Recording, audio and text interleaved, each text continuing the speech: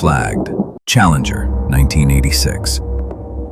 The part that failed had been flagged as a problem 9 times before it flew. This is the story of the 9th memo, and why it wasn't enough. January 28, 1986, Cape Canaveral. It's 36 degrees Fahrenheit at dawn, cold enough that engineers on the call the night before had said in plain terms, this launch shouldn't happen today. 7 people are about to board anyway. Not because anyone was reckless, because the system that was supposed to stop this launch had a gap in it. To understand January 28th, you have to go back further, because this wasn't a surprise. It was a pattern. The seals on the solid rocket boosters, called O-rings, had shown damage on prior flights.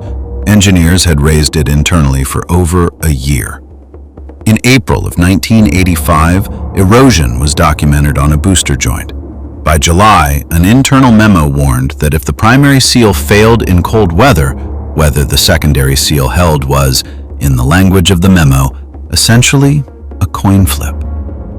In August, a full briefing went to NASA management on the seal issue. The night before launch, engineers on both sides of the call recommended against flying below 53 degrees. Management asked for data proving it would fail, not data proving it was safe. That's a reversal of the normal burden of proof in flight safety decisions, and it's the hinge this whole story turns on. By 11:15 that night, after an offline management-only conversation, the recommendation had flipped. The launch was back on. The next morning was the coldest launch day in the program's history. Ice had formed on the tower overnight. An inspection team photographed it at dawn. The launch proceeded anyway. In the first fraction of a second after ignition, cameras captured puffs of dark smoke at the joint. The primary seal had already failed at liftoff. The secondary seal held for 73 seconds. This is the part of the story most retellings skip. The disaster didn't happen because of the cold, and it didn't happen because of one bad decision.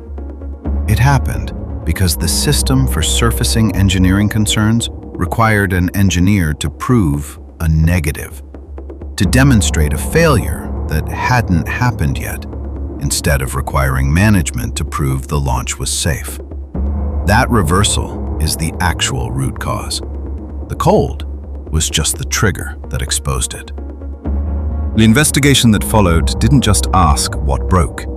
It asked why the warnings didn't travel. Its most cited recommendation wasn't about the O-ring design. It was about communication structure, a permanent astronaut seat on flight readiness reviews, and a requirement that dissenting engineering opinions be documented and escalated, not set 9 memos, one night, a reversed question. That's usually all it takes. If you want to see how this exact pattern played out with a nuclear reactor instead of a rocket, that's next.